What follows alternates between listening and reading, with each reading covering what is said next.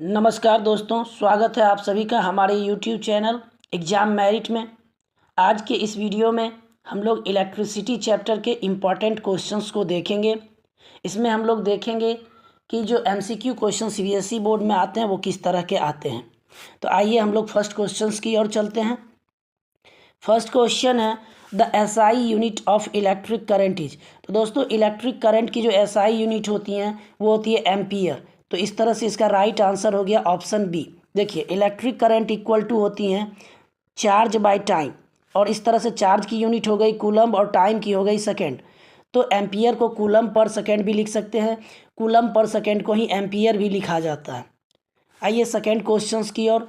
Second question है the SI unit of electric charges. तो electric charge की SI unit coulomb होती हैं। तो इस तरह से इसका राइट आंसर हो गया ऑप्शन सी। अगले क्वेश्चन नंबर 3 की ओर चलते हैं। The SI unit of potential differences. तो पोटेंशियल डिफरेंस की SI यूनिट जो होती हैं वो वोल्ट होती हैं। वोल्ट की फार्मूला होती हैं W/Q यानी वर्क बाय चार्ज।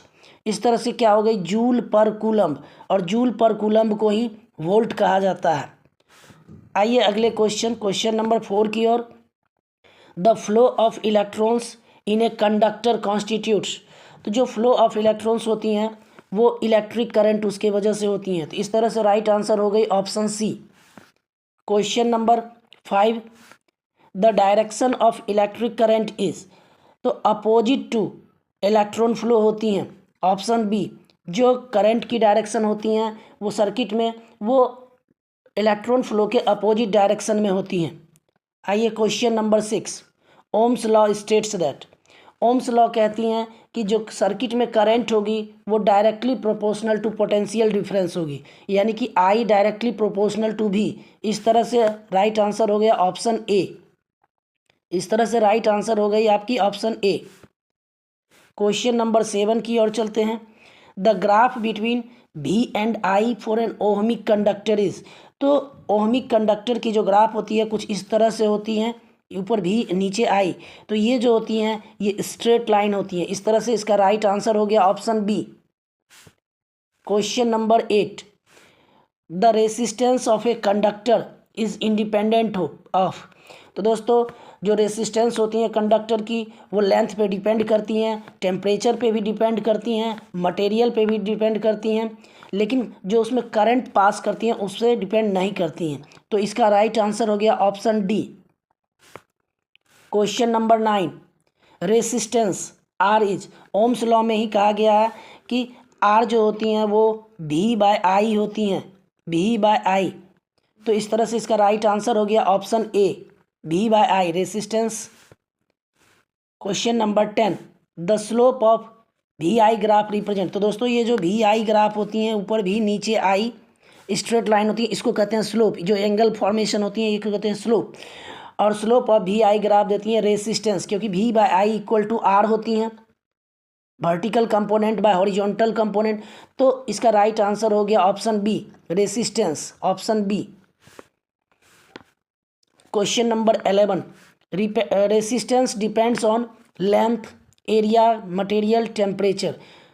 तो इसका सही आंसर हो गया option A. Option A resistance जो है इन 4 चीज़ों पे डिपेंड करती हैं।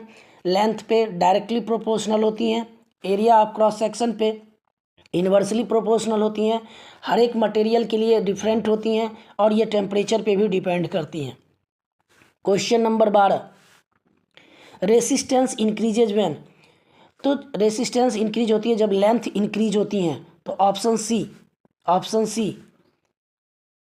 आइए question number 13 resistivity is a property of. तो रेसिस्टिविटी जो है वो लेंथ पे डिपेंड नहीं करती हैं, एरिया ऑफ क्रॉस सेक्शन पे डिपेंड नहीं करती हैं, वोल्टेज पे भी डिपेंड नहीं करती हैं, वो सिर्फ और सिर्फ मटेरियल पे डिपेंड करती हैं। तो इस तरह से रेसिस्टिविटी जो है मटेरियल की प्रॉपर्टी हो गई, option A. Question number 14 SI unit of resistivity. जो SI यूनिट ऑफ रेसिस्टिविटी होती है ये ओम मीटर होती है। ये बहुत बार एग्जाम में पूछे गए हैं क्वेश्चन से। SI unit of resistivity is ohm metre. इसका राइट आंसर हो गया option A. Question number 15 if length of wire doubles then its resistance becomes. तो लेंथ डायरेक्टली प्रोपोर्शनल रेसिस्टेंस जो होती हैं वो डायरेक्टली प्रोपोर्शनल लेंथ का होती हैं। इसलिए अगर लेंथ डबल्स होती हैं तो इसलिए लेंथ अगर डबल्स होती है तो रेसिस्टेंस भी डबल्स होंगे। तो इस तरह से इसका राइट आंसर हो गया option B. Question number 16, in series combination current is. तो सीरीज कॉम्बिनेशन में जो होती हैं वो करंट सभी रेसिस्टर में सेम फ्लो करती हैं। ऑप्शन ए, सीरीज कॉम्बिनेशन में रेसिस्टेंस इस तरह से कनेक्टेड होती हैं, तो इसमें सभी रेसिस्टेंस में एक ही same amount of current pass करती हैं। Question number 17, in parallel combination potential differences. तो पैरेलल कॉम्बिनेशन में जो पोटेंशियल डिफरेंस होती हैं वो सभी रेसिस्टर्स में सेम होती हैं, तो यानी कि ऑप्शन ए। उसके बाद है question number 18, equivalent resistance in series combination is.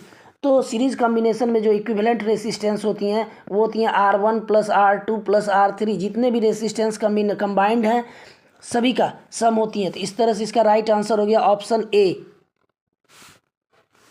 Question number 19, equivalent resistance in parallel is. तो इक्विवेलेंट रेसिस्टेंस जो पैरेलल में होती हैं वो होती हैं 1/R = 1/R1 + 1/R2 + 1/R3, जितने भी जुड़े हैं। तो इस तरह से इसका राइट आंसर हो गया option B. Question number 20, 3 resistors 2 ohm 3 ohm and 6 ohm in parallel give total resistance. तो देखिए फार्मूला अभी था 1/R = 1/R1 यानी 1/2 + 1/3 + 1/6। तो इस तरह से आप इसका कैलकुलेशन जब करेंगे तो ये 1 ओम आएगी। क्या आएगी? 1 ओम। तो इसका राइट आंसर हो गई option A, option A. Question number 21, power equal to.